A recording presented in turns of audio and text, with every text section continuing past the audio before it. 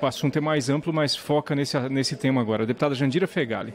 Da sessão legislativa de 2020, espero que nós tenhamos a capacidade de servirmos melhor ao povo brasileiro do que em 2019, fazendo deste parlamento, de fato, uma representação mais genuína das demandas e interesses da nossa gente, impedindo que pautas aqui sejam aprovadas que retirem direitos, que reduzam a democracia ou que afrontem a nossa história e os interesses das mulheres e homens desse país.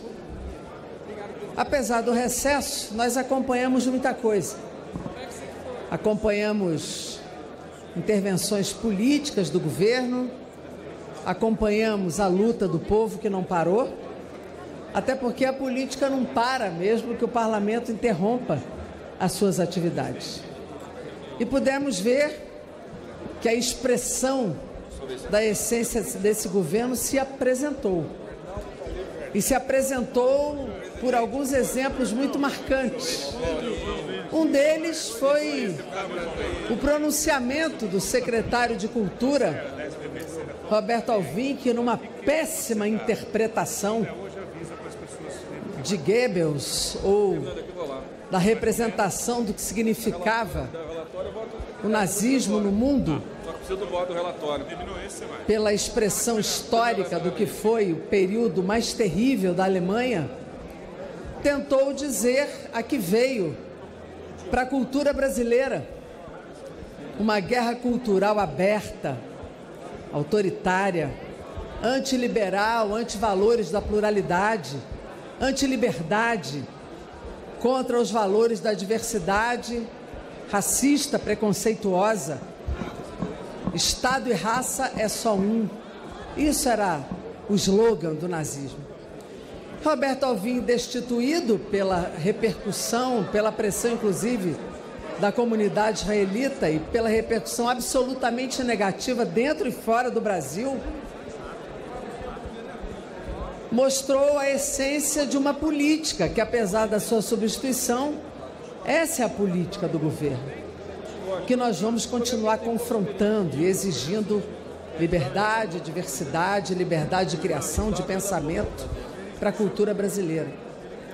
Na educação, não adianta dizer que é o ministro mais desqualificado, porque desqualificado é ele.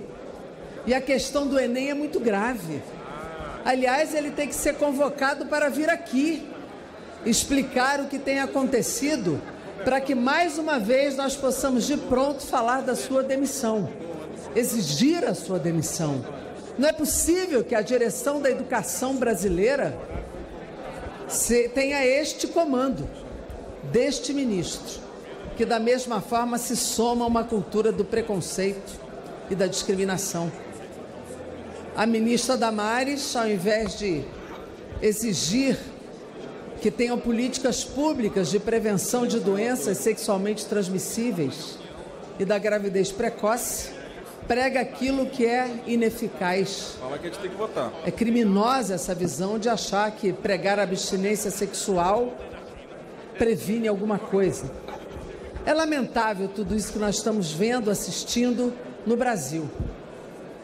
E o governo continua na sua guerra cultural, na sua guerra ideológica, com seus valores atrasados, e não resolve questões fundamentais do país, mantendo a celeridade de uma política macroeconômica, usando o falso argumento da subida do emprego, como se de fato tivéssemos tendo empregos qualificados no Brasil, quando na verdade sobe a informalidade, a precarização, mas é aceleradamente destruindo o Estado brasileiro, o seu patrimônio e as suas empresas estratégicas. E soma-se a isso a tentativa de aprovar as PECs da agiotagem, soma-se a isso a tentativa da PEC 905, que é a chamada carteira verde e amarela, destruindo de fato e de vez a consolidação das leis do trabalho, uma reforma administrativa que não veio para resolver os problemas do Estado, mas para reduzir o seu papel e agredir os direitos dos servidores públicos. E reforma tributária para eles nem pensar, porque simplificação tributária não é reforma tributária. Nós queremos, de fato, combater a desigualdade e gerar emprego. E reforma tributária é reforma que taxa os ricos, que de fato seja progressiva, sustentável e justa. Digo aqui, nós estamos vendo o país reagir. Estamos vendo a greve dos petroleiros, da Casa da Moeda, do Dataprev, que estão apontando as suas privatizações, já estão querendo definir as suas privatizações junto com a Eletrobras, com a própria Petrobras, que começaram pelo Refino, pela Transpetro, e querem fazer demissão em massa na fábrica já de fertilizantes nitrogenados do Paraná. E por isso os trabalhadores ocupam a Petrobras, 5 trabalhadores na ocupação do prédio da Edise, uma ocupação autorizada pela Justiça, portanto uma ocupação legal.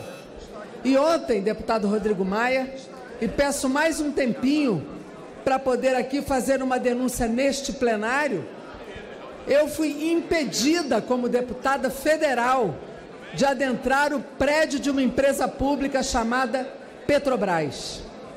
Foi violada a minha prerrogativa constitucional de entrar naquela empresa pela primeira vez na história. Uma deputada federal legitimamente eleita é impedida de entrar num prédio de uma empresa pública, de adentrar para averiguar as condições físicas daquelas pessoas que ela ocupam e que não estão podendo beber água potável na crise da água que vive o Rio de Janeiro, porque querem privatizar a SEDAI. Os trabalhadores não estão tendo alimentação e nós queríamos entregar uma cesta de alimento àqueles trabalhadores. Queríamos abrir o diálogo.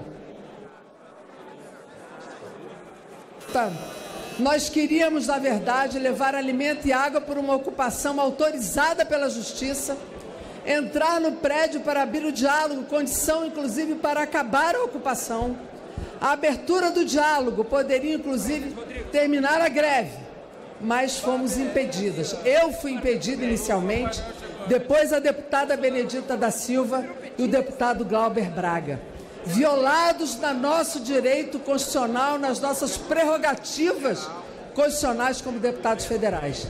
Encaminhei o ofício ao deputado Rodrigo Maia e espero sinceramente, deputado Rodrigo, que a Câmara tome providências, que processe a Petrobras, que tome providências imediatas, porque hoje, com o mandato da deputada Jandira, da deputada Benedita, do deputado Glauber, amanhã pode ser com qualquer um dos parlamentares aqui presentes, que podem ser impedidos de exercer as suas prerrogativas constitucionais. Muito obrigada, presidente.